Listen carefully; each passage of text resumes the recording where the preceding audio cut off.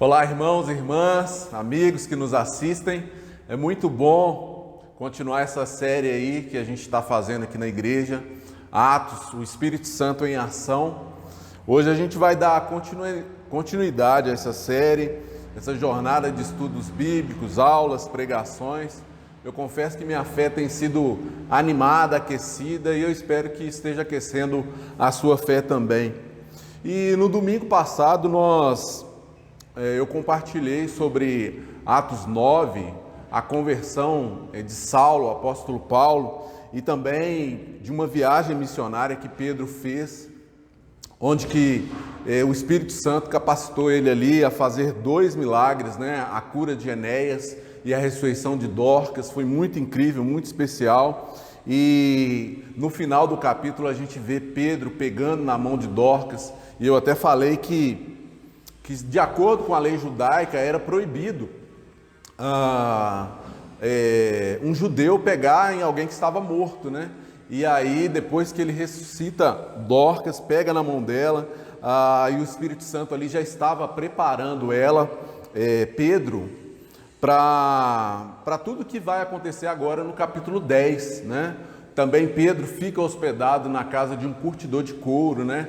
Um homem que tinha uma profissão que era desprezada pelos judeus da época, e Deus ali preparou Pedro para esse encontro com Cornélio, que é o que nós vamos estudar hoje, a partir do capítulo 10. Então, o meu objetivo hoje é falar dos pontos importantes que ocorreram, que aconteceram no capítulo 10 e no capítulo 11. Essa incrível conversão de um gentio, né, que Deus salvou e abriu portas para que o evangelho chegasse até a mim e a você que nos assiste hoje. Então vamos orar. Querido Deus, Pai Todo-Poderoso, muito obrigado, Pai, pela Tua palavra que nos anima, que nos aquece, que nos abençoa. Nós oramos para que o Senhor, ó Pai, por meio do Seu Espírito Santo, que é tão poderoso quanto o Senhor, quanto Cristo Jesus, nos capacite, Pai, a comunicar o Evangelho àqueles que nos ouvem, nos assistem, Pai. Que a glória do Senhor esteja sobre nós, que o Espírito do Senhor me capacite aqui a compartilhar com meus irmãos e amigos. Cuida desse tempo, Pai, no santo nome de Jesus Cristo. Amém. Então, chegamos ao capítulo 10, né? Algumas coisas importantes acontecem nesse capítulo. Se a gente for pegar do capítulo 10, dos versículos de 1 ao 7, a gente vê um anjo visitando Cornélio. E quem era Cornélio? Cornélio, ele era um centurião romano, um general, um comandante do exército ali de Roma, né? E ele comandava no mínimo 100 soldados, e esses homens viviam ali em Cesareia, né? Uma cidade que tem seu nome em homenagem a César, né? Então Cesareia era uma das cidades mais romanas que existiam na época de Pedro. E essa cidade ela ficava a 48 quilômetros, mais ou menos, de Jope, que era o local onde que Pedro estava hospedado. Ele e a sua família, apesar de não serem judeus, eles eram religiosos, eles temiam a Deus. E como que eles praticavam essa religião, né? Eles davam muitas esmolas, eles oravam continuamente a Deus, e Cornélio era uma dessas pessoas, dessa família, que apesar de não ser judeu, né, ele simpatizava com o judaísmo e tentava ali buscar a Deus de alguma forma, né? O fato é que Cornélio e a sua família, por mais que eles fossem religiosos e praticassem boas obras, não queria dizer que eles eram cristãos, que eles eram discípulos de Jesus Cristo. Não quer dizer também que eles eram salvos por causa disso. Faltava algo na vida de Cornélio, e é o que a gente vai ver aí mais para frente, né? Então, assim, se você que nos assiste hoje e dá esmolas ou até mesmo ora a Deus, não pense que você, às vezes, é salvo, né? Se você não ouvir a voz do Evangelho, provavelmente, se você não ouviu o Evangelho de Jesus, provavelmente você não é salvo ainda, né? Mas não quer dizer que se eu dou esmolas e se eu faço ações sociais, não quer dizer que eu sou um cristão, né? Infelizmente, ainda muitos nos dias de hoje, tem pessoas que pensam que pelos simples fatos de dar algumas esmolas, de orar de vez em quando, né? São cristãos, e isso não é uma realidade, não é o que a Bíblia ensina, né? Nenhum de nós merece ser salvo. Mas graças a Deus por Jesus, né, que Ele provê salvação àqueles que o buscam, né? A gente vai ver isso na vida de Cornélio. Outra coisa que a gente pode observar é que, mesmo não sendo cristão, Cornélio, ele era um homem que buscava a Deus. Eu achei isso muito, muito interessante, né? Ao ponto de Deus um dia enviar a ele um anjo para dar a ele uma visão. Então, assim, ele tinha um coração disposto ali a buscar a Deus, a ir atrás, né, de ter um relacionamento com Deus, e Deus via isso. Um dia Cornélio, ele estava orando, isso aí eu estou falando dos versículos do 1 ao 7, ele estava orando a Deus e Deus envia para ele um anjo para lhe dar uma boa notícia. E Cornélio, ele fica com medo desse anjo, mas ele interage com ele ali, e durante a visão o anjo fala com ele. No versículo 4, o anjo falou com ele assim: as suas orações e esmolas subiram como oferta memorial diante de Deus. Então, mesmo ele não sendo um seguidor de Jesus, esse homem, ele queria ter um encontro com Deus. E Deus um dia atendeu às suas orações, porque ele sabia que quando ele ouvisse a mensagem, ele se converteria. Então, talvez você que nos assiste agora é como Cornélio. Você não é cristão ainda, mas você é religioso, você é alguém que busca a Deus, você é alguém que é temente a Deus, que faz boas ações, busca a Deus de coração. Mas o que eu quero te dizer é que Deus tem uma mensagem para você, né? Hora menos hora, essa mensagem vai chegar até você, como chegou na vida de Cornélio, a gente vai ver isso. No caso de Cornélio, Deus orientou ele a buscar o mensageiro. Em Atos 10, versículo 5 e 6, fala assim, ó, Atos 10, 5 e 6. Agora, mande alguns homens a Jope para trazerem um certo Simão, também conhecido como Pedro, que está hospedado na casa de Simão, curtidor de couro, que fica perto do mar. Então, no caso de Cornélio, Deus o orientou a buscar o mensageiro, e a gente vê exatamente isso acontecendo nos versículos 5 e 6. A prova de que Cornélio estava ansioso para poder ouvir a palavra de Deus foi justamente a disposição que ele tinha depois que o anjo se foi, né? Ele logo mandou, né, os 3 mensageiros ali, dois servos dele e um soldado, buscar ali Pedro, que seria o mensageiro, né? Pedro, que é o mensageiro, ele estava a 48 quilômetros de Cesareia, né? E mandaram buscar ele, porque ele queria, né, ouvir a mensagem do Evangelho. Então agora vamos ver o que estava acontecendo ali com Pedro, né, que é o mensageiro, aquele que traria a mensagem do Evangelho até a casa de Cornélio. É justamente no ponto que Pedro, ele tem uma visão no terraço na casa de Simão, o curtidor de couro. Você pode ler aí na sua casa depois em Atos 10, de 9 ao 22. Enquanto esses 3 homens foram designados por Cornélio, eles viajavam, né, para buscar Pedro, que seria o mensageiro. Pedro também ele teve uma visão. Cornélio teve uma visão de um anjo, e agora Pedro também ele teria uma visão. E qual foi essa visão que Lucas narrou?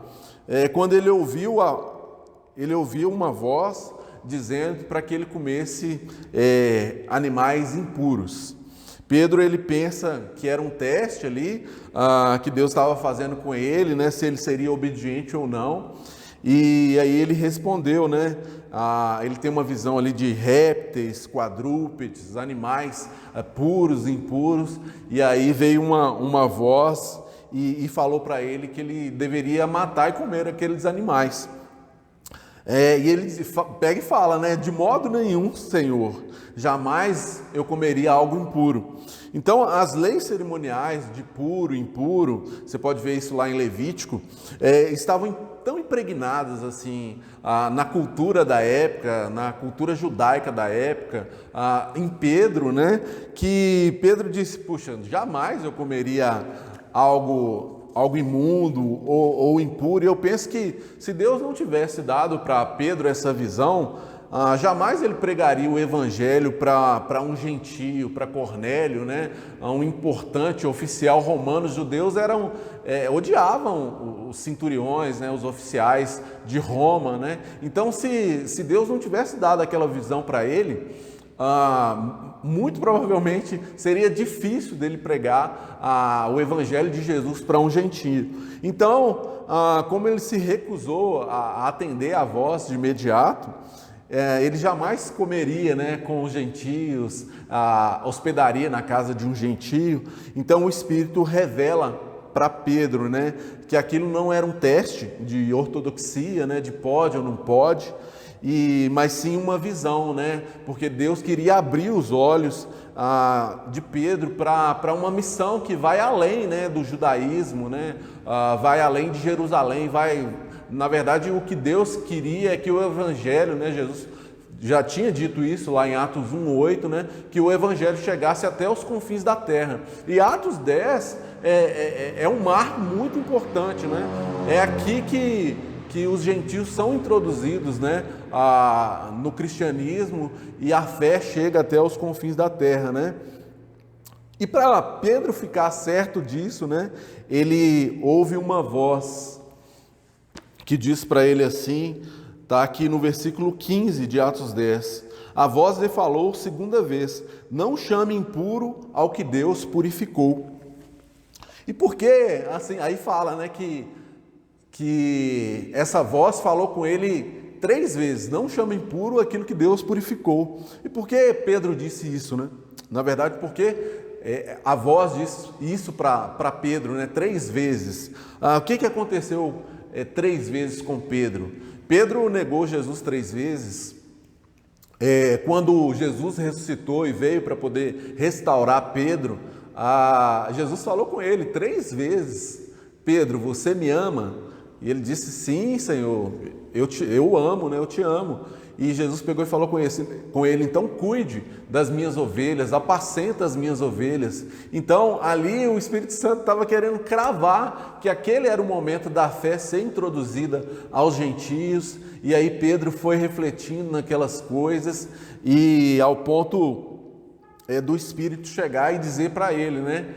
Vão chegar 3 homens, olha, de novo, 3 homens, e eles estão lá embaixo esperando, vá, não hesite, né, em estar com eles, que eles vão levar você até uma pessoa que quer ouvir a mensagem do Evangelho. Então, da mesma forma, eu não posso limitar as escolhas de Deus, independente de quem seja a pessoa que Deus queira salvar, né, nós não podemos limitar as escolhas de Deus. Deus tem os seus escolhidos, né? E nós devemos, né, como cristãos, levar essa mensagem do Evangelho a todos, independente, né, de posição social, religião, né? Deus quer levar o Evangelho de Jesus a todos os povos, né? Então a nossa mensagem deve ser somente Jesus pode nos levar a Deus.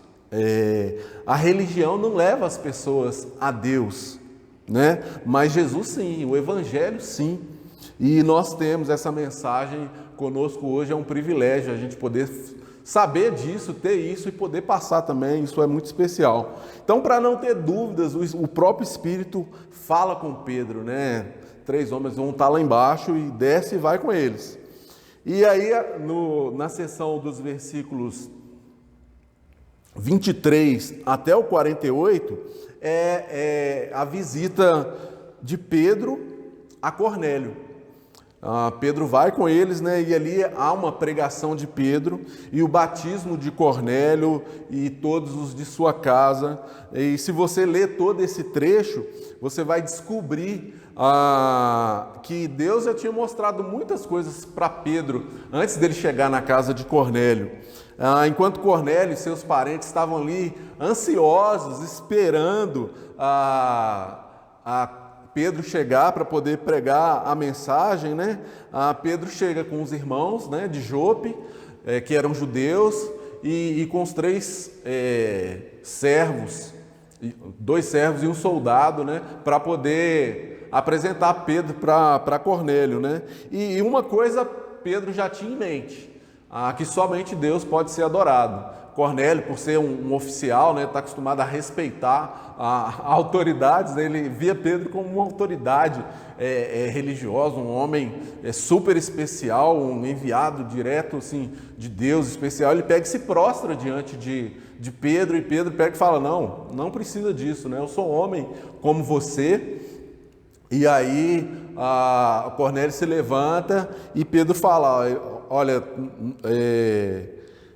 não é comum, né, um judeu entrar na casa de um gentio, não é comum isso acontecer, a gente não pode nem comer com vocês. Naquela época, né, a lei, um judeu não podia se relacionar com um gentio. Tanto Cornélio quanto Pedro sabiam muito bem disso, mas Pedro fala para Cornélio e para o pessoal que estava ali: olha, mas Deus falou que eu não posso rejeitar ninguém, então me fala o que vocês querem, tudo. Aí Cornélio fala para ele ali que ele estava ali para poder ouvir a mensagem, né? Então o Espírito Santo fez Pedro compreender que ninguém deveria ser rejeitado, né? E aqui em Atos 10 fica muito claro isso, né? E posteriormente para os cristãos judeus, que Deus havia quebrado essa barreira entre os judeus e os gentios, né? Então, independente dos seus hábitos e costumes, todos são bem-vindos na família de Deus, desde que estejam unidos em Cristo Jesus. Então, Cornélio, ele conta a Pedro como que foi essa conversa dele, essa visão que ele tinha tido com o anjo, né? Essa conversa com o anjo lá em Atos 10, de 1 ao 7. E aí depois que ele conta isso para Pedro, Pedro ele descobre que Deus não mostra preferência por ninguém. Então, seja qual a posição social, Pedro entende: puxa, esses caras são dignos também de receber a mensagem, né? E dos versículos 36 ao 44, Pedro prega o evangelho para Cornélio, seus parentes, amigos, da casa estava cheia. E aqui eu queria parar assim. Lembra que eu falei no início que faltava algo na vida de Cornélio e da família dele, né? Eles eram, né, religiosos, tementes a Deus, davam muitas esmolas, faziam obras sociais, até mesmo oravam, mas nem por isso eles eram salvos. E o que faltava? O que lhes faltava? Ouvirem o evangelho. O mensageiro era Pedro, né? Então faltava para eles ouvirem o evangelho, as boas novas de Jesus. E nessa seção dos versículos 36 ao 44 é exatamente isso que acontece, né? E é isso que Pedro faz. Ele explica, né, o porquê de Jesus ter nascido, vivido, morrido e ressuscitado. Ele explica que Jesus é o Senhor de todos os que creem, que Deus ungiu Jesus com o Espírito Santo e poder, que Ele curou muitas pessoas, Ele libertou muitas pessoas que estavam oprimidas pelo diabo. E os apóstolos, né, eles eram testemunhas de tudo isso que aconteceu. Eles andaram com Jesus, eles viram Jesus, né, ser suspendido na cruz, no madeiro. Pedro fala isso. E eles também viram Jesus, depois de 3 dias viram ele vivo, né? Com as marcas dos pregos, e eles tiveram a oportunidade de tocar ali nas marcas dos pregos. Eles também comeram e beberam com Jesus. Olha que incrível isso, né?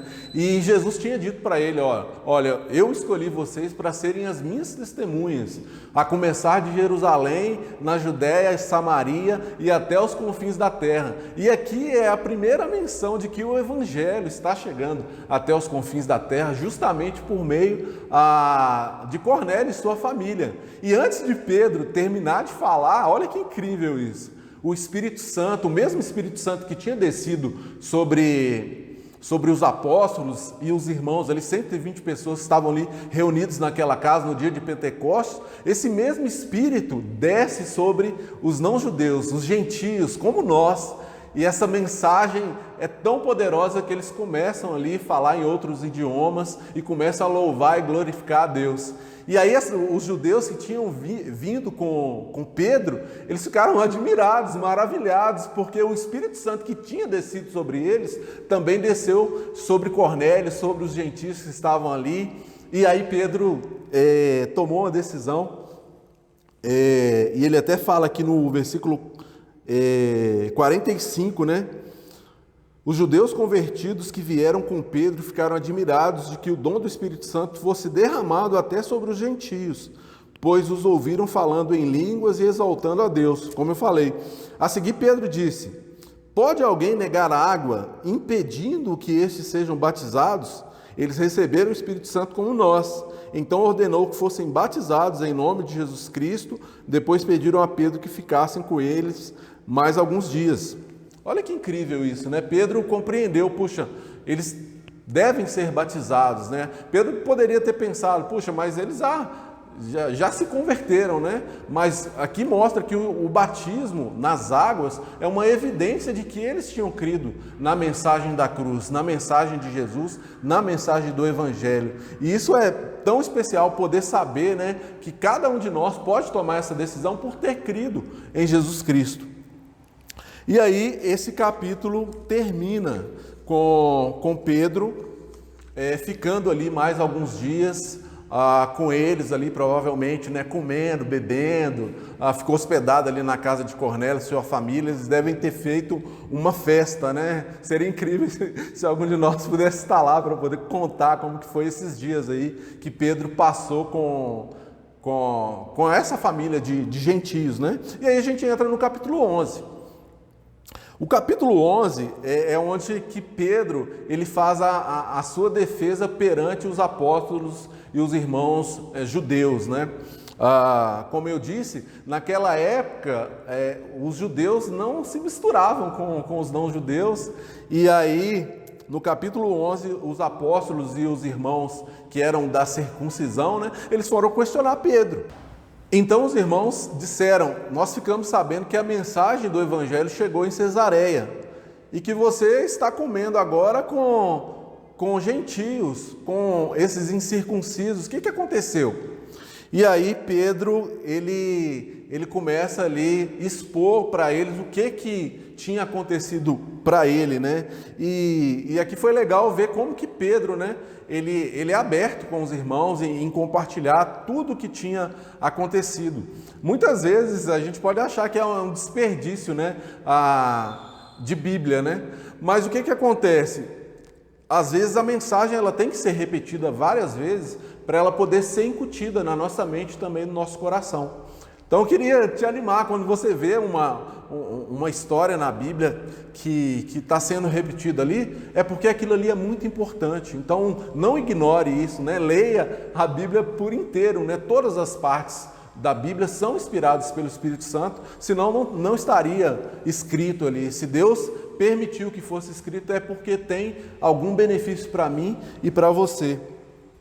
Pedro ele não se gaba, né, diante dos líderes principais, e ele começa a contar ali tintim por tintim, né, tudo que tinha acontecido com ele. Ele conta, né, da visão que ele teve lá, do lençol descendo com os animais puros e impuros, a maneira que Deus foi convencendo ali, foi confirmando que ele deveria comer com os judeus, pregar o evangelho para eles, batizá-los, né?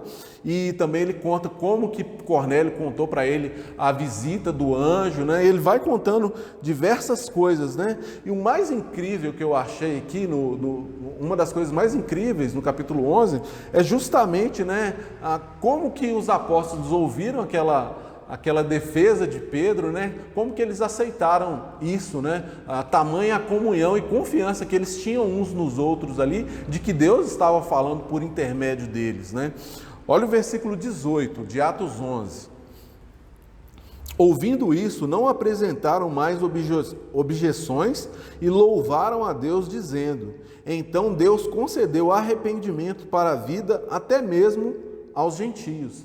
Então não só Pedro, né, tinha sido convertido de que ele deveria, né, não só pregar o evangelho aos gentios, mas comer com eles, se alegrar com eles, porque eles estavam unidos em Cristo agora, por crerem na mensagem do evangelho, mas também todos os apóstolos e os irmãos não apresentaram mais objeções e pelo contrário, eles louvaram a Deus, dizendo que desde que os gentios se arrependam e aceitem Jesus como Senhor e Salvador, até mesmo esses são designados para a vida eterna. Olha que especial isso. E os irmãos confiaram no testemunho de Pedro e há uma interação entre eles muito grande. E logo depois os discípulos, no capítulo 11 ainda, eles são chamados de cristãos pela primeira vez em Antioquia.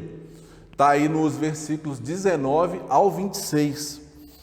Lucas, ele narra como que a fé chegou em Antioquia, em diversas cidades, né? Depois que foi desencadeada a perseguição por causa da morte de Estevão.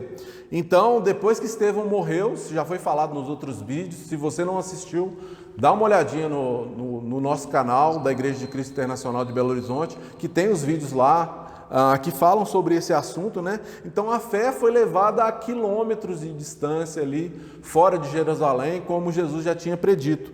Então cidades como Fenícia, Chipre, que era onde Barnabé morava, Antioquia, foram alcançadas pelo Evangelho de Jesus e de início essa fé ela era destinada somente aos judeus. Só que com o passar do tempo, os judeus de fala grega também ouviram essa mensagem, muitos se converteram e os gentios a mesma coisa. Então, Antioquia se tornou um celeiro missionário, né? E Lucas ele mostra como Deus já realizava o seu trabalho de expansão do cristianismo. A gente vê, né, a continuação do plano de Deus de alcançar todas as pessoas da terra, né? As que creram, é claro, né? Muitos se converteram nesse período, né? E com a igreja crescendo, geralmente a liderança da igreja que ficava em Jerusalém, ela tinha um protocolo. Qual que era esse protocolo? Depois que as igrejas eram plantadas, eles enviavam um líder ali de confiança para poder ver como que ia a fé nessas igrejas. E uma dessas pessoas escolhidas foi Barnabé. Barnabé, aquele mesmo de Atos 4, de Atos 9, ele foi escolhido para essa missão em Antioquia. E quando ele chega lá, ele fica animado, ele fica feliz porque Deus estava agindo ali, a fé dos discípulos era grande, né? Aliás, de Antioquia que saiu 3 viagens missionárias de Paulo, Barnabé ele viu que a igreja ia bem, mas ele também percebeu que a igreja precisava crescer ainda mais na graça e no conhecimento de Jesus Cristo. Então, Barnabé ele tem uma ideia. Como ele era um homem cheio do Espírito Santo, de alegria, de visão, qual que foi a ideia que ele teve? Ele foi buscar Paulo lá em Tarso. Ele percebeu que Paulo tinha um grande potencial para poder pregar a fé aos gentios. E ele busca Paulo, e aí eu queria ler com vocês. Eu vou ler os versículos 25 ao 26. Então Barnabé foi a Tarso procurar Saulo, e quando o encontrou, levou-o para Antioquia. Assim, durante um ano inteiro, Barnabé e Saulo se reuniram com a igreja e ensinaram a muitos. Em Antioquia, os discípulos foram pela primeira vez chamados cristãos. Então, se a gente for observar o que Jesus disse para os apóstolos, depois que ele ressuscitou, e antes dele ascender aos céus, lá em Mateus 28, 19 ao 20, diz assim, ele disse aos discípulos, né? Portanto, vão e façam discípulos de todas as nações, batizando-os em nome do Pai, do Filho e do Espírito Santo, ensinando-os a obedecer a tudo que eu lhes ordenei, e eu estarei sempre com vocês até o final dos tempos. Olha que interessante isso, né? Os discípulos de Antioquia tinham sido batizados em nome do Pai, do Filho e do Espírito Santo, mas aqui a gente vê se completar aquilo que Jesus tinha ensinado aos apóstolos, né? Ensine-os a obedecer. Então a Bíblia fala que Barnabé e Saulo, eles se reuniram com a igreja e eles ficaram um ano inteiro ali discipulando os irmãos, ensinando eles a obedecerem, né? Isso mostra para mim que o discipulado é algo que é muito importante para mim e para você hoje, né? E é algo que demanda tempo, né? Demanda investimento, ensino, né? Então eu queria te animar, né? Quanto a essa questão do discipulado, como que tem andado a sua vida de discipulado, o seu relacionamento com Deus, né? E também uns aos outros, né? O discipulado é isso, né?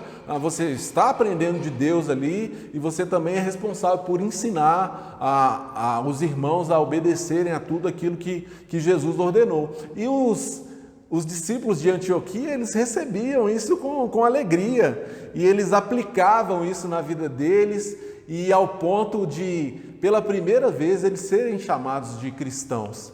E se você pensa que isso era algo bom naquela época, não era. Na verdade, ser chamado de cristão naquela época era algo pejorativo, era tipo uma zoação da época, né? E então, se você pensa que pelo fato de você ser cristão hoje, né, e muitas vezes alguém fazer alguma brincadeira ou chacota com você no trabalho, na faculdade, sei lá, no seu ambiente de relacionamento, que isso aí é algo novo, que é só você que passa? Não, os discípulos lá de Antioquia já viviam, já passavam por isso naquele tempo, né? Então a gente não deve se assustar com isso, pelo contrário, o fato da gente obedecer a palavra de Deus vai fazer com que outros vejam isso, o nome de Deus vai ser glorificado e outros também vão se interessar pela mensagem do Evangelho. Isso deve nos fazer crescer, né? No nosso querer ter esse relacionamento de discipulado e uns aos outros, né? E aí o capítulo 11, ele termina, né? Com o coração dos discípulos para ajudar os necessitados, né? Naquela época tinha profetas em Jerusalém, então eles descem para Antioquia, talvez ali para poder ajudar a igreja a crescer. E aí um profeta chamado Ágabo, ele recebe uma mensagem de que sobreviria uma fome muito grande em Roma. E é isso que aconteceu e alguns irmãos começaram a passar a necessidade, mas o coração dos discípulos em ajudar os necessitados é incrível, né? Fala que eles, de acordo com as suas possibilidades, eles começaram a levantar ofertas para a igreja, para poder ajudar esses irmãos que estavam em necessidade. E isso é incrível, né? Isso, cada dia eu fico mais certo, né, que nós devemos fazer o bem a todos, né, especialmente os da família da fé, e isso eu achei super interessante, eu quis colocar aqui. Então, mesmo se eu tenho hoje, né, condições psicológicas, espirituais ou até mesmo financeiras, eu devo ajudar especialmente os meus irmãos da família da fé e quem quer que seja, né? Acho que o cristão ele deve estar sempre disposto a servir quem quer que seja dentro ou fora da igreja, e isso é demais, né? Pude ver isso aqui, animou muito o meu coração a pensar o quanto eu preciso também de antenar para essas questões. E para finalizar, algumas aplicações que você pode refletir na sua casa, nas suas devocionais, nos seus tempos com Deus, né? Uma coisa é que nós podemos, né, orar para encontrar pessoas abertas, né? Os Cornélios da vida, né? Os da família de Cornélio, né? Deus tem trabalhado na vida das pessoas e o mensageiro é eu e você que tem a mensagem do Evangelho. A segunda coisa é, se você que nos assiste hoje tem buscado a Deus como Cornélio, Deus tem uma mensagem para você, né? Procure a pessoa que te enviou esse vídeo, procure saber mais sobre Jesus, sobre a Bíblia, né? Eu tenho certeza que se você estiver buscando Deus de todo o coração, Ele vai se revelar para você, assim como Ele se revelou para Cornélio. E por fim, né, nós podemos crescer no nosso discipulado, né, com Jesus e uns aos outros, né? Então releia esses capítulos tão importantes assim para a nossa fé, esse marco, né, que quebrou a barreira entre judeus e gentios e hoje faz parte da história da igreja e também da nossa história.